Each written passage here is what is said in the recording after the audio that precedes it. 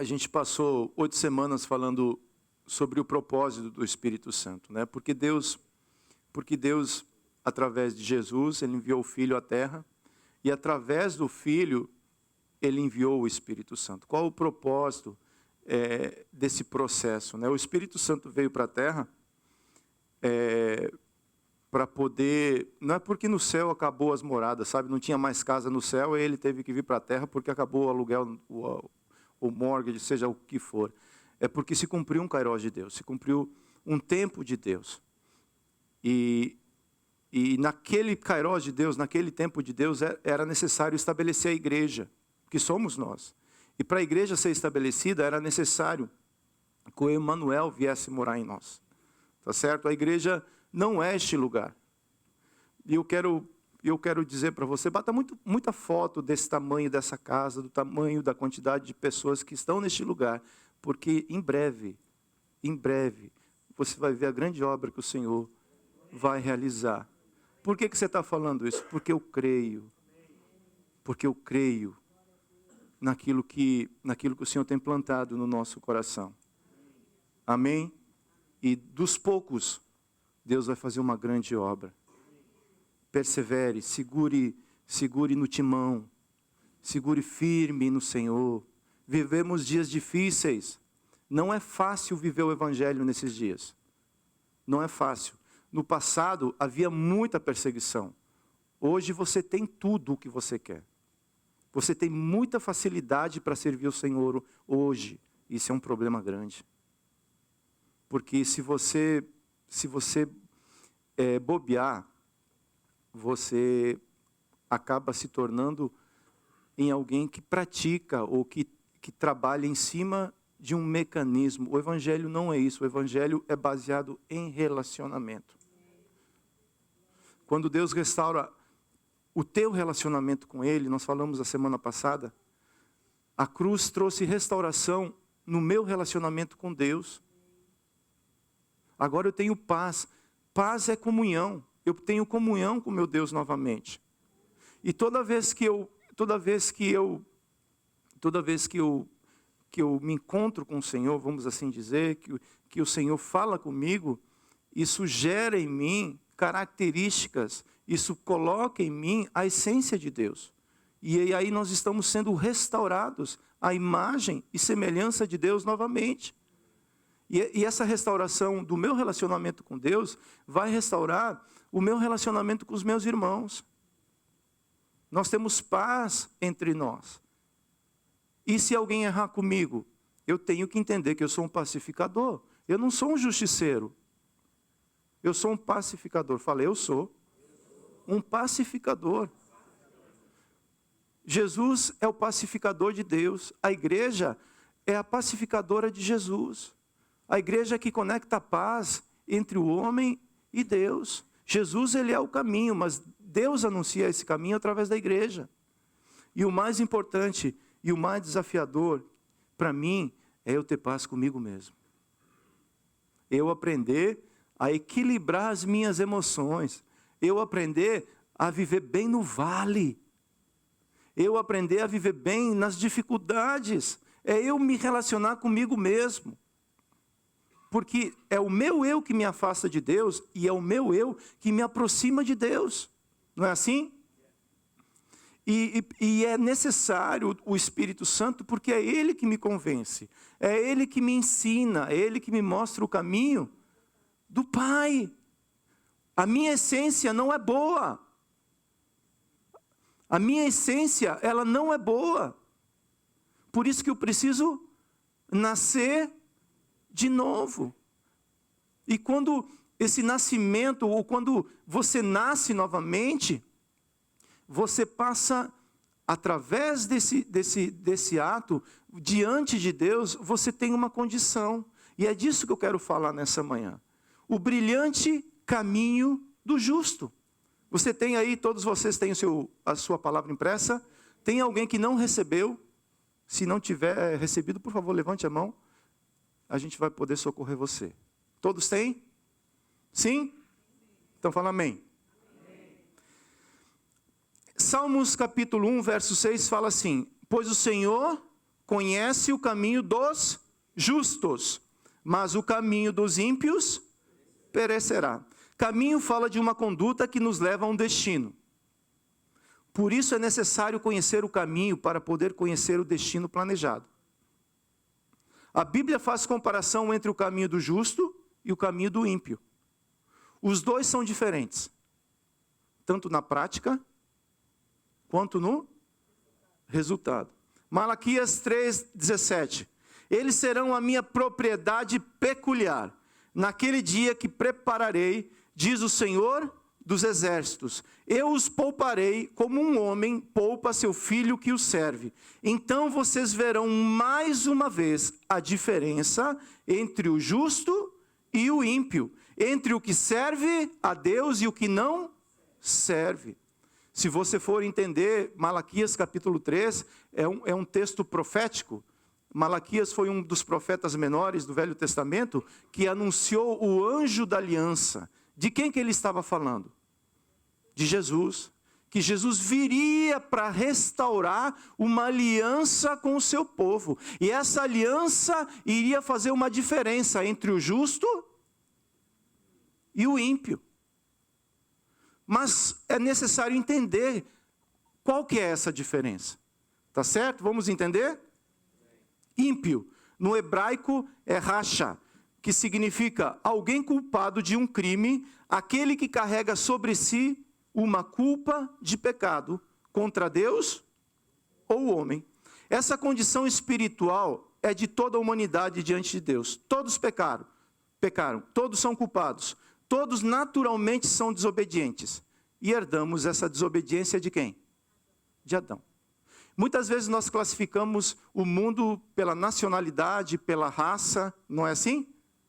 Mas a Bíblia, ela tem duas classificações. Porque todos pecaram, estão debaixo da primeira classificação. Essa é uma condição espiritual. O ímpio é aquele que pecou e sobre ele ainda carrega o pecado de Adão. E ele não consegue se justificar por ele próprio. E o que é e Efésios 2:3 fala assim: entre eles também nós todos andamos aonde? Segundo as inclinações da nossa carne, fazendo a vontade da carne e dos pensamentos. E éramos por natureza o quê? Como também os... Quem está escrevendo isso? O apóstolo Paulo. Alguém que recebeu um entendimento muito amplo de reino de Deus. Tá certo? Ele fala que todos estão encerrados debaixo da mesma condição, da mesma culpa. Muito bem, Gil. Todos nós carregamos, ou carregávamos sobre nós, uma culpa. Até que, um dia alguém retirou essa culpa sobre nós. E aí nós nos tornamos justos, ou justos. Por quê? No hebraico é tsidakê, que significa justo, correto, na conduta e no caráter. Ou seja, aquele que é justificado através do sacrifício do justo, Jesus Cristo. Essa condição espiritual muda quando somos transportados de um reino para outro reino. Fala reino. Tem a ver com reino. Quando o homem pecou, ele passou a fazer parte de um reino, que é o reino das trevas, da escuridão. Onde o príncipe deste mundo opera. Onde o sistema desse mundo atua. Mas Jesus, quando ele morreu, quando o justo levou sobre si o pecado de toda a humanidade, e lá na cruz, quando ele, antes de morrer, ele fala: meu pai, em tuas mãos eu entrego o meu espírito e agora está consumado. Essa palavra consumado significa tetelestai. O preço, a culpa deles está cravada na cruz do Calvário. Agora a humanidade não deve nada mais a ninguém quando reconhece o sacrifício de Deus. Através do sacrifício de Cristo na cruz, nos tornamos justos. Mas é interessante nós entendermos que Jesus, através do sacrifício, justificou toda a humanidade, correto? Todos estão justificados? Mas essa é uma decisão individual. Eu preciso receber, pela fé, a justificação que é minha. Não pode ser por atacado. Eu preciso entrar por este caminho, que é o caminho do justo, que nós vamos caminhar nele hoje. Porque um dia, o caminho do justo vai levar ele até diante do trono da graça. Não para ser julgado, mas para ouvir do Senhor: benditos do meu Pai, entrai pelas portas do reino. Você recebeu a minha justificação, então você é bendito do meu Pai. Porém, a Bíblia também diz que muitos também chegarão diante do Senhor, e o Senhor vai falar: afastai-vos de mim, porque eu não vos conheço. Deus faz acepção de pessoas? O que acontece? Existe uma diferença espiritual, existe uma condição espiritual que determina o justo e outra, o ímpio. Isaías 53, verso 5 fala assim: mas ele foi traspassado por causa das nossas transgressões e esmagado por causa das nossas.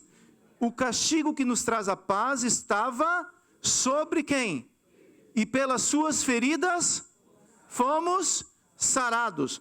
Romanos 3, 24. Sendo justificados gratuitamente por sua graça, mediante a redenção que há em Cristo Jesus.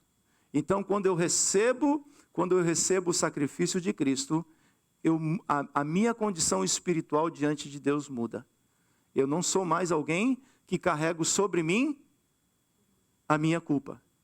Porque se eu não aceito o sacrifício de Cristo, eu continuo carregando sobre mim a culpa do pecado, que Ele já carregou, que Ele já levou aonde? Na cruz. Mas quando Mateus capítulo 11, verso 28 fala assim: vinde a mim, você que está cansado, você que está sobrecarregado, e eu vou fazer o quê? Eu vou trocar o fardo. Existe um fardo pesado sobre você. Me dá esse fardo pesado. Eu já cravei ele na cruz do Calvário. Eu vou te dar um fardo leve e suave, porque você vai aprender de mim, porque sou manso e humilde de coração. E em mim você vai encontrar tudo em Cristo. Tudo é em Cristo. Começa nele, passa por ele e volta para ele. E nós precisamos entender isso daí.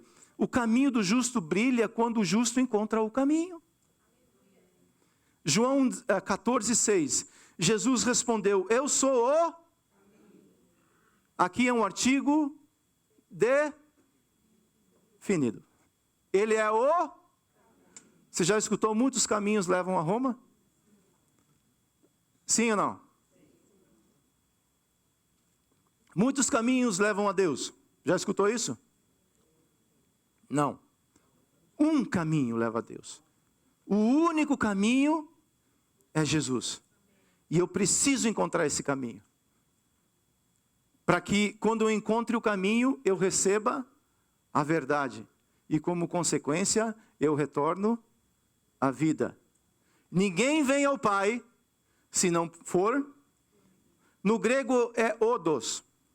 Rumo, direção. Caminho no grego é rodos. Rumo, direção, carreira, ordem, o modo de vida. Deriva-se do fato que alguém que tomava uma estrada pública se tornava conhecido e que seu alvo e seus propósitos eram revelados pelo caminho que ele... Você não tem escrito aí, não dá para adivinhar, né?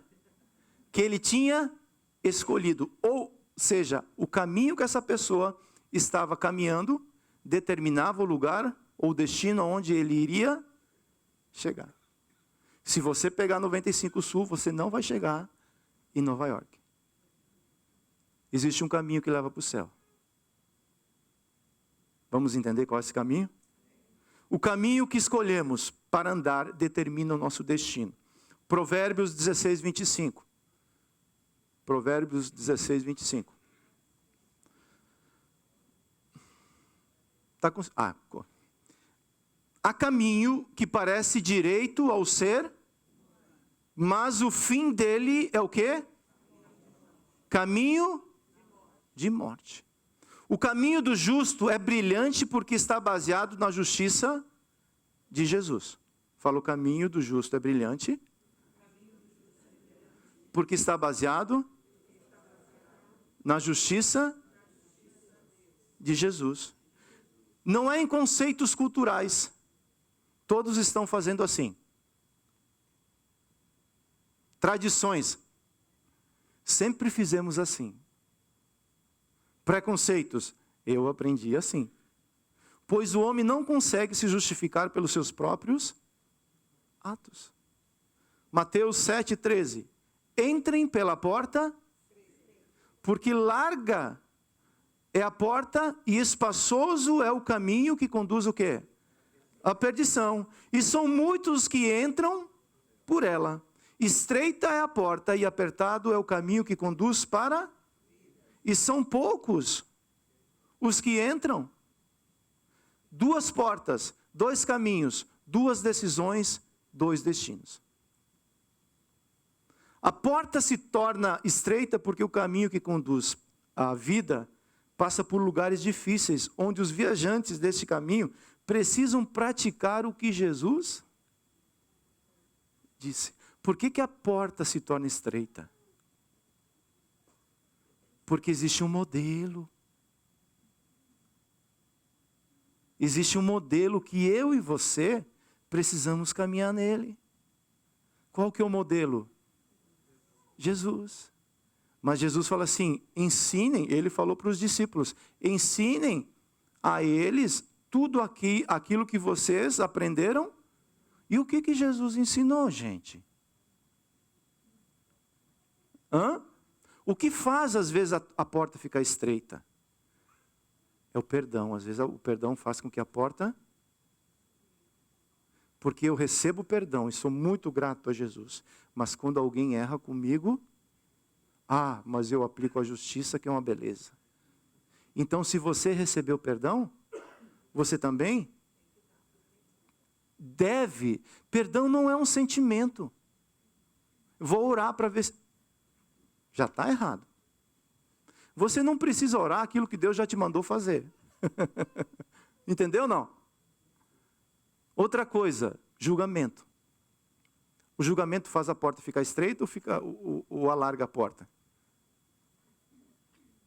O homem julga. Olha para mim. A gente está aqui numa quantidade de pessoas e cada um tem uma visão. Estão olhando para esse bonitão e cada um tem uma conclusão. É ou não é? Fala, mas quem revelou isso? Tenho certeza que não é o espírito do outro lá, não. Porque naturalmente o homem julga. E critica.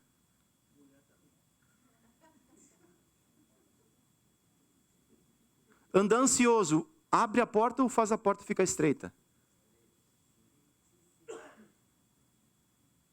Buscar em primeiro lugar o reino de Deus e a sua justiça, abre a porta ou faz ela ficar estreita?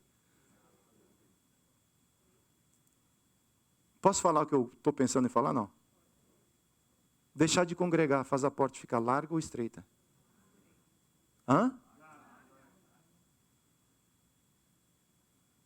Esse é o evangelho que Jesus ensinou. Esse é o caminho que Jesus desafia a igreja para trilhar. E morrer para você mesmo. Faz a porta ficar larga ou ficar estreita?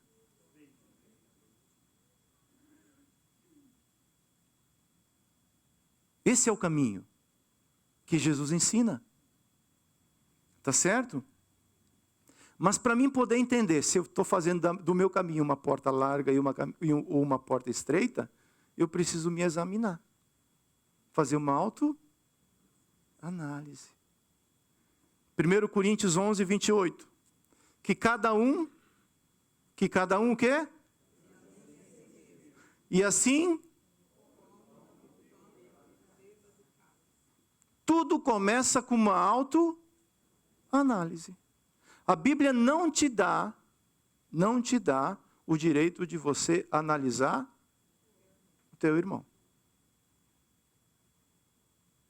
Você deve se e clamar misericórdia pela sua vida. O filho pródigo, ele começou a andar por um caminho. Dinheiro é bom?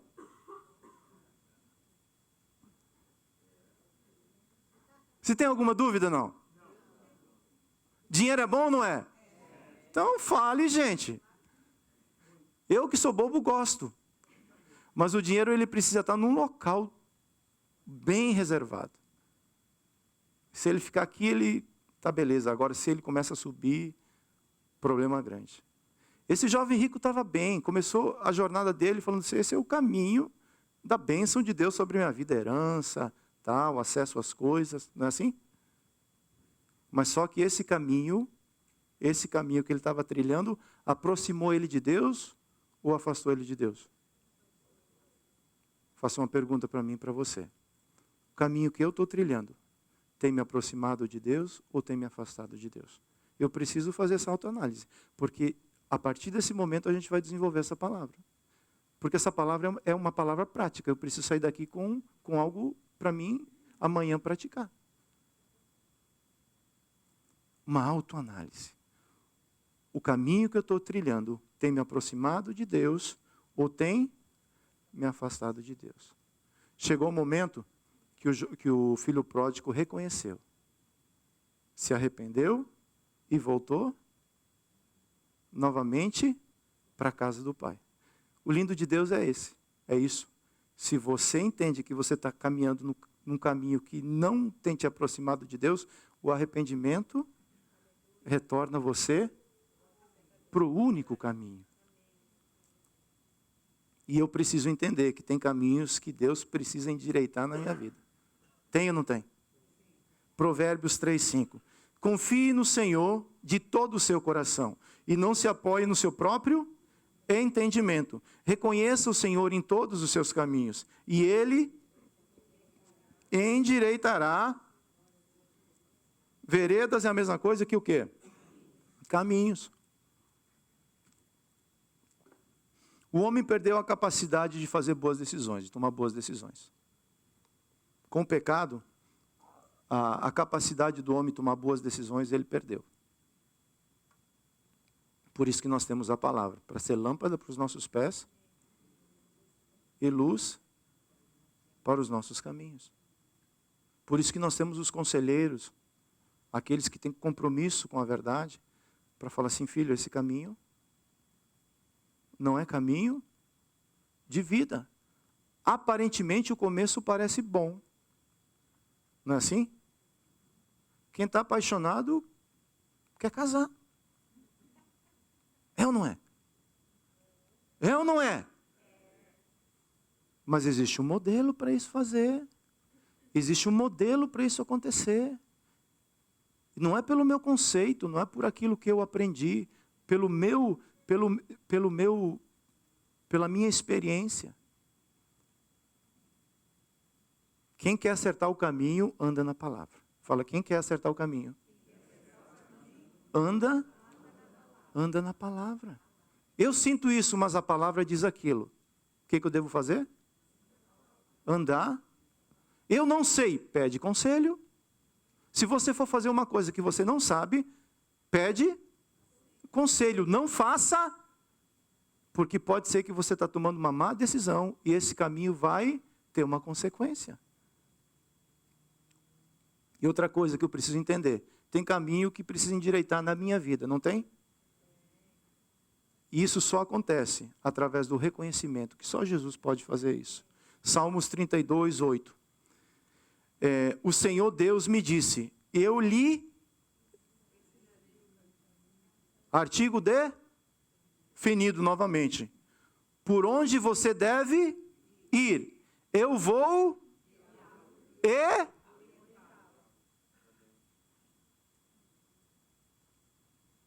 E eu até concordo, às vezes, sabe, ser instruído por Deus. Deus tá bom, então, vamos lá, vamos, o Senhor pode me orientar. Mas quando Ele apresenta o método, eu discordo. Não gostei do método, então eu vou fazer do meu jeito. Reconhecer é aceitar. Fala, reconhecer é aceitar que o caminho de Deus é muito melhor que o meu. Eu preciso entender isso. Enquanto a gente fica batendo cabeça de um lado para o outro, a gente sofre aquilo que não é planejado para nós. Deus não te chamou para você sofrer. Deus te chamou para você morrer. Teve gente que arregalou o olho. Se você entender que a cruz é só para te justificar, e você não for pendurado nela, você não vai entender o que é renúncia. É morte. Morte do eu para nascer um novo eu, para nascer uma igreja que Cristo morreu por ela. Esse é o caminho que faz a porta ficar estreita, ou um outro que faz a porta ficar larga. Por que tem tantas religiões e tantas seitas? Porque todos querem ir para o céu, mas do jeito deles. Não é assim? Jesus foi o único que passou pelo padrão de qualidade e de justiça de Deus. Glória a Deus porque um passou. E juntamente com ele, todos nós nos assentamos novamente nas regiões celestiais. Uma vez que eu entendo que ele é o único caminho, entrei pela porta. Tá certo? Agora tem uma jornada, não tem uma jornada para trilhar?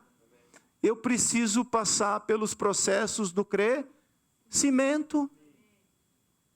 O nanismo é uma doença onde a pessoa não cresce.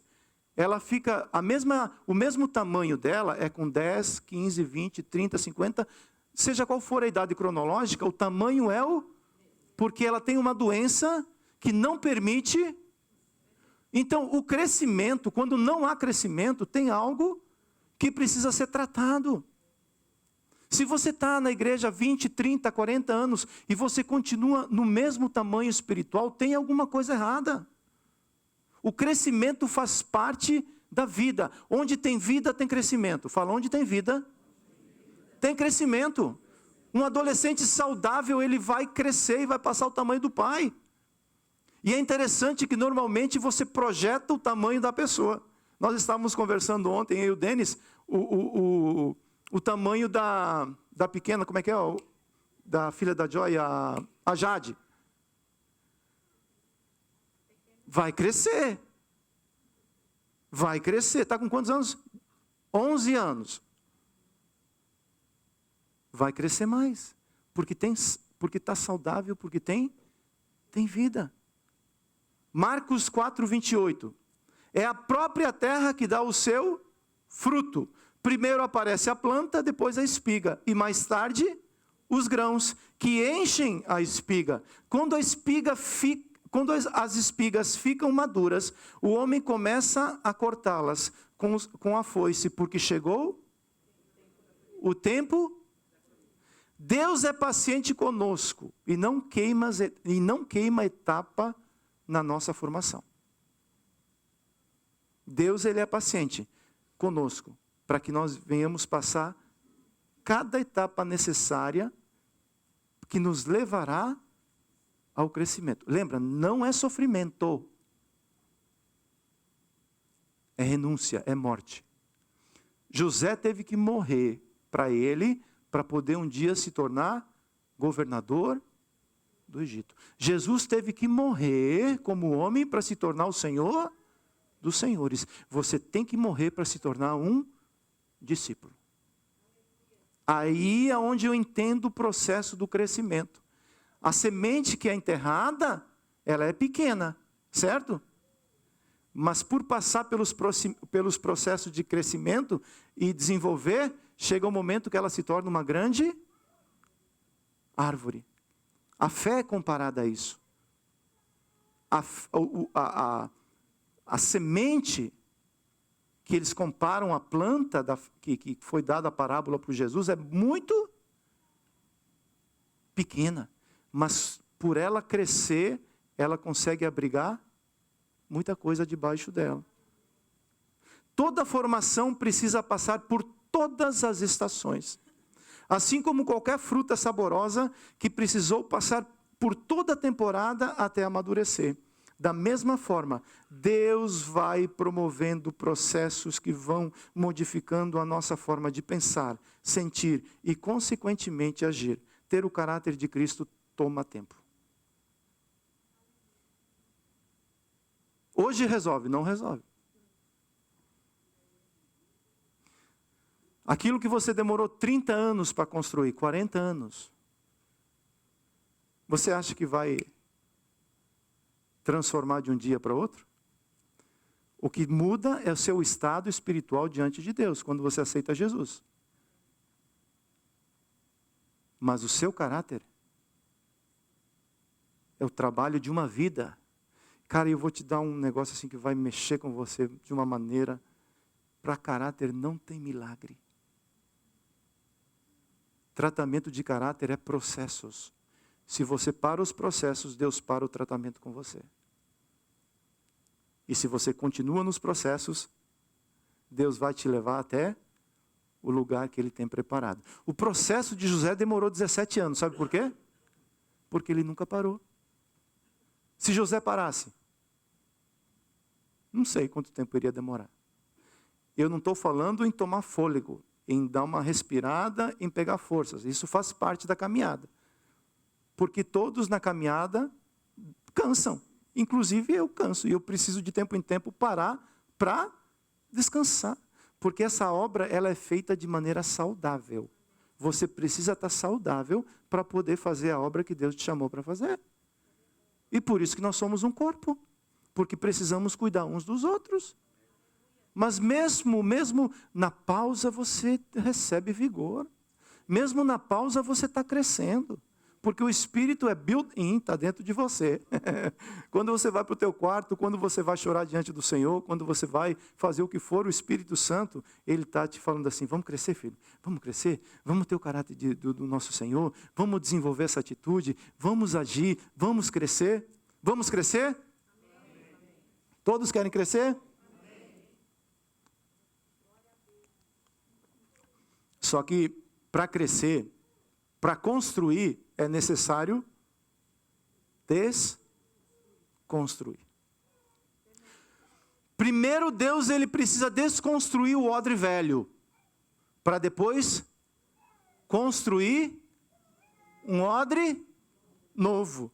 Hábitos e defeitos de caráter. É diferente defeitos de caráter. Defeitos eu tenho. Por que você tem? Porque eu sou um ser humano. Eu posso passar por você e não te cumprimentar. Eu posso passar por você e vacilar. Ou não posso? Eu tenho defeitos. Se você se aproximar de mim, você vai ver. Que é isso? Eu tenho defeitos. E se você quiser saber, pergunte para minha esposa. Ou as pessoas que estão mais próximas de mim, elas sabem que o Marciano tem defeito. E sabe de uma coisa? Eu também conheço os teus. Faça ninguém. A porta ela é como? Defeitos todos nós temos. É diferente de defeito de caráter. Defeito de caráter precisa ser o que mentia. Isso é defeito de? O que roubava? Não roube mais. O que passa o irmão para trás? O que promete e não cumpre? Defeito de caráter. Aí tem que tratar. Tem que falar, meu irmão, a Bíblia diz assim, ó.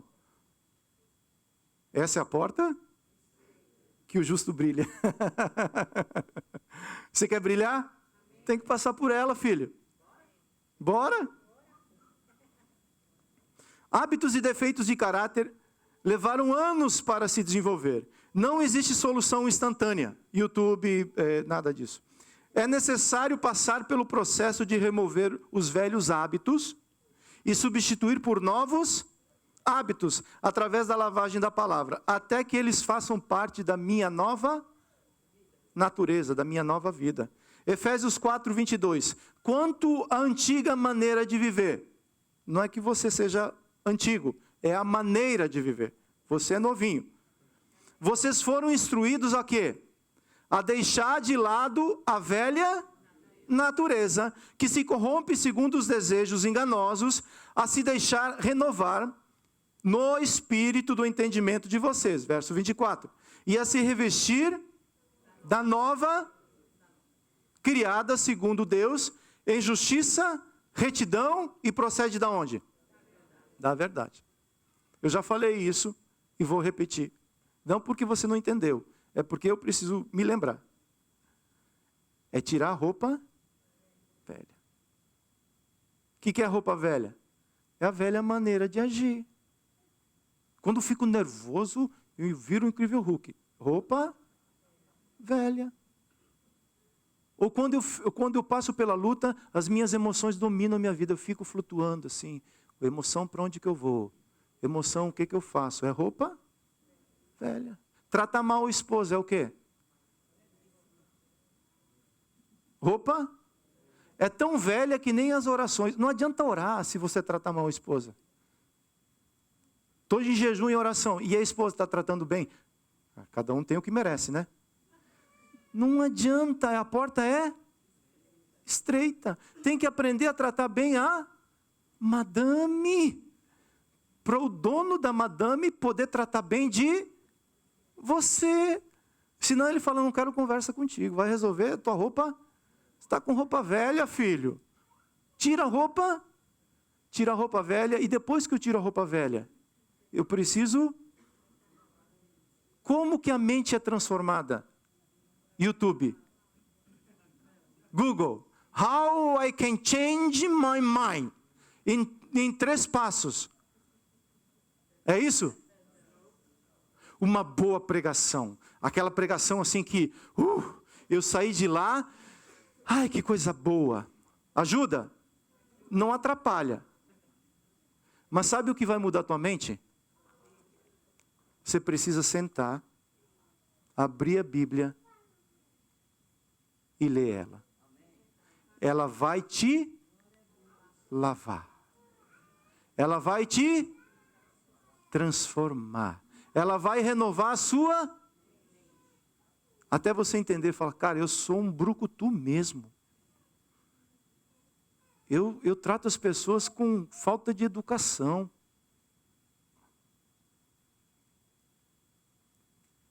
E aí a palavra vai.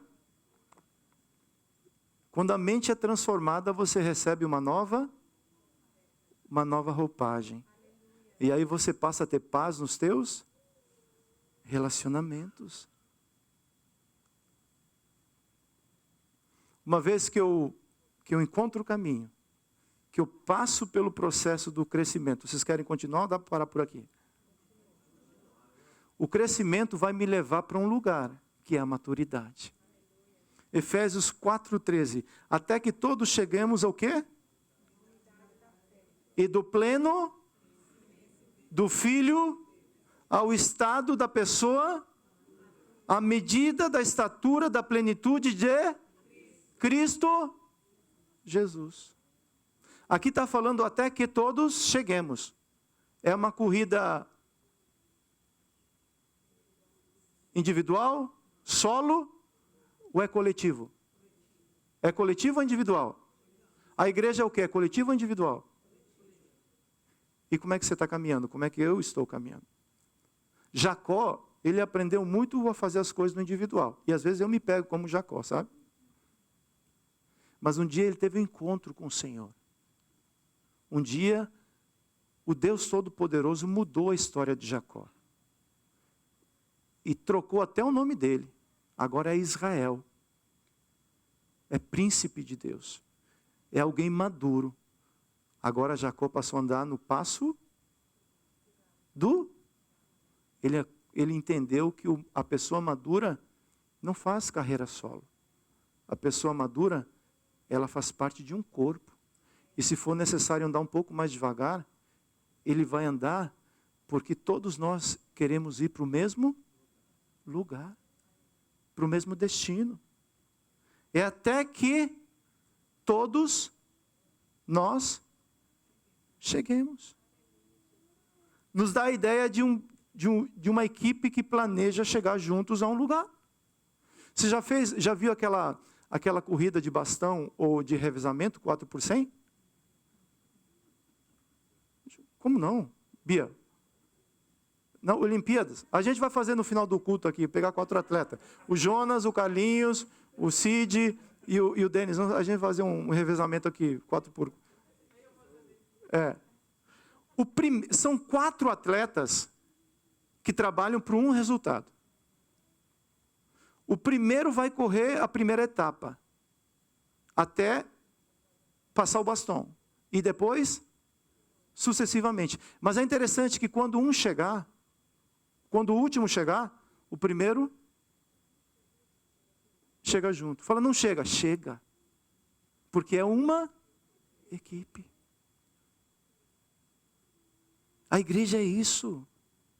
Temos entendimentos diferentes, temos capacitações diferentes, temos velocidades diferentes. Você lembra da tartaruga, não? 2 semanas atrás? Eu sou irmão tartaruga. Tem que ter paciência. Tem outro mais rápido. Anda no passo do gado. Porque a maturidade vai me fazer, a maturidade vai extrair de mim o egoísmo. E vai me fazer ser uma pessoa altruísta. O que é uma pessoa altruísta? Alguém que pensa no outro.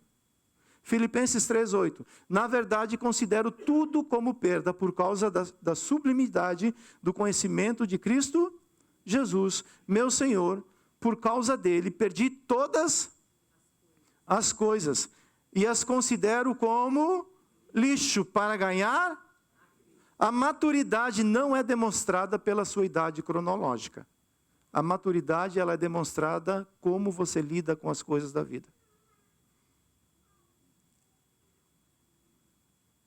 A pessoa madura é capaz de abrir mão do benefício para beneficiar outros. Não, isso é uma heresia. Isso não existe mais.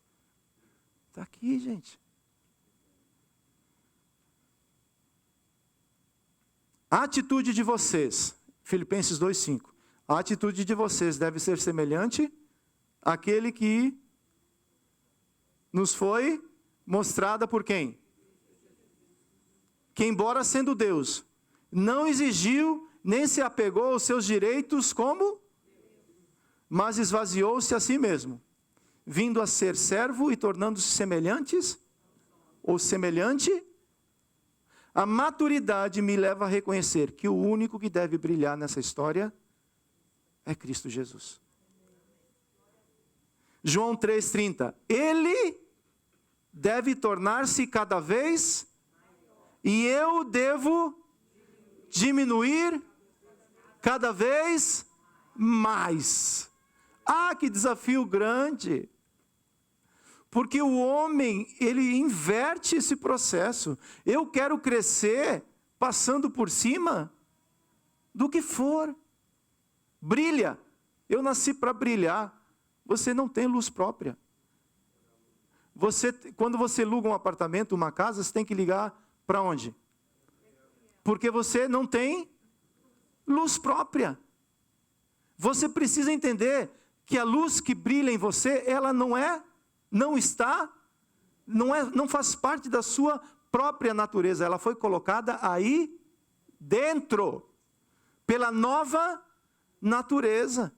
E Cristo precisa brilhar. Por que Cristo precisa brilhar? Porque a esperança da glória de Deus precisa ser manifestada. E ela vai ser manifestada através de quem? De nós. Normalmente os conflitos surgem pelo desejo humano de crescer diminuindo a outros. Porém, João Batista entendeu que quanto mais ele diminuía, mais a luz de Cristo brilhava através dele. É um processo de, quanto mais você se esvazia, mais Cristo vai te encher. O problema não é aprender, o problema é você desaprender aquilo que você aprendeu. Esse é o maior problema meu. Cristo quer te encher no topo, no talo. Existe um cálice transbordando para você. Mas você só permite que o cálice seja enchido pela metade. Porque a metade é Jesus, 50-50. Tem coisa boa aqui, Jesus. Paulo falou que tudo aquilo que ele aprendeu, ele abriu mão para poder receber. Quanto você quer abrir mão da sua vida para poder receber Cristo? 20%. You're gonna have it 20%, my friend. Deal? Jesus, ele vai te dar aquilo que você permitir, aquilo que você quer receber. Se você deixar ele entrar na casa, se você entregar, se você falar assim, a partir de hoje, Zaqueu, aqui em casa tem um novo Senhor. Ele vai tomar conta da minha vida. Aí o caminho do justo brilha. Mateus 5:14. Vocês são a luz do mundo. Não se pode esconder uma cidade situada no alto de um monte, nem se acende uma lamparina para colocá-la debaixo de um cesto, mas no lugar adequado, onde ilumina bem todos os que estão na casa. Assim brilhe também a luz de vocês diante dos outros, para que vejam as boas obras que vocês fazem e glorifiquem o Pai de vocês que está... O Pai está nos céus, mas a luz está brilhando aqui na terra. Jesus veio falando, eu sou a luz do mundo. Porque o mundo estava em... Por que Jesus incomodava tanto? Por que Jesus incomodava tanto? Porque onde Jesus chegava, as trevas... Get out! Jesus chegou na tua casa? Sim? As trevas? Out! É simples. Porque onde a luz chega, ela brilha. Ela transforma. Ela faz nova todas as coisas. Por isso que incomoda tanto. E essa luz, ela deve brilhar através de você. Vamos pensar que daqui 15 anos, alguém de expoente dentro do ministério cresça. Pode ou não pode? Pode ou não pode? A luz vai brilhar. Porque onde tem verdade, tem vida. Entendeu? Onde tem o Espírito Santo, tem poder. Para curar, para restaurar, para fazer todas as coisas. Era o processo dos apóstolos. Coloca a mão sobre o paralítico é restaurado. É o poder de Deus que está em nós. Mas uma vez que você começa a restaurar, uma vez que começa zilhões de views, está entendendo ou não? Aí quem vai brilhar? Você tem que escolher. Você vai permitir Jesus continuar brilhando através de você, ou a partir desse momento você fala assim, Jesus foi tão bom até aqui, daqui para frente pode deixar que I'm a big boy now. I can handle. É uma porta estreitíssima. Você quer entrar pela porta estreita? Você quer permitir Jesus continuar brilhando mesmo quando Ele te levantar? É isso que você precisa entender, é isso que eu preciso entender. 2 Pedro 1,19. Assim temos, pode vir para cá os meninos do louvor, por favor. Assim temos mais confiança ainda na mensagem anunciada pelos profetas. Vocês fazem bem em prestar atenção. Preste atenção. Nessa mensagem, que é a palavra. Pois ela é como luz que brilha em lugar escuro. Até que o dia amanheça e a luz da estrela da manhã brilhe no coração de vocês. Quem que é a estrela da manhã? Jesus, Ele é o príncipe da paz. A brilhante estrela da manhã. Vai chegar o momento que essa estrela, ela vai nascer e vai brilhar. E ela traz luz e vida. E aonde o caminho do justo brilha. Brilha por quê? Porque a verdade chegou. Brilha por quê? Porque a luz chegou. Brilha por quê? Porque é justo. Por Deus. O brilhante caminho do justo é de glória em glória. Até que a luz de Cristo brilhe plenamente na vida de cada. É individual esse processo. Eu falei do coletivo, não falei? O coletivo ajuda o indivíduo. Eu não vou conseguir fazer esse processo sozinho. Aí entendi. Eu faço parte de um corpo tal, mas eu consigo me resolver sozinho. Você não vai conseguir se resolver sozinho. Tem coisas que Deus linkou, conectou ao corpo de Cristo. E porque eu faço parte de um corpo, eu também preciso entender como atuar dentro desse, porque eu sou um discípulo. Eu preciso me tornar um discípulo de Jesus. Jesus abriu a porta para mim poder entrar por esse caminho estreito. Mas agora existe uma caminhada que eu, como ser humano, preciso trilhar. Deixando as coisas velhas para trás. E podendo receber coisas novas. O caráter de Cristo vai te dar vida plena para você viver plenitude aqui na terra. O caráter de Cristo vai fazer a luz de Cristo brilhar através de você. É Cristo agindo através de você, uma nova criatura. É onde o caminho do justo brilha, brilha de glória em glória. Isaías 60, verso 1. Levante-se, ó Jerusalém, Jerusalém, cidade de paz. Levante-se, que o seu rosto brilhe de alegria, pois já chegou a sua luz. A glória do Senhor está brilhando está sobre você. Essa é a promessa de Deus para as nossas vidas. Você fala assim, mas eu ainda não estou brilhando. Deixa a luz entrar. Permita que a luz entra, é através de um milagre que ela entra nas nossas vidas. E uma vez que essa luz passa a brilhar, você entende que é bom que ele brilhe, é bom que ele apareça, é bom que ele seja estabelecido nas nossas vidas. Porque quanto mais ele brilha, quanto mais ele trabalha na sua vida, mais você vai ser feliz nessa terra. Nós sofremos, o ser humano sofre, porque está desconectado dessa luz. Quando é conectado na luz, há restauração. Em qual área você precisa ser restaurado? Em qual área você precisa que a luz brilhe na sua vida?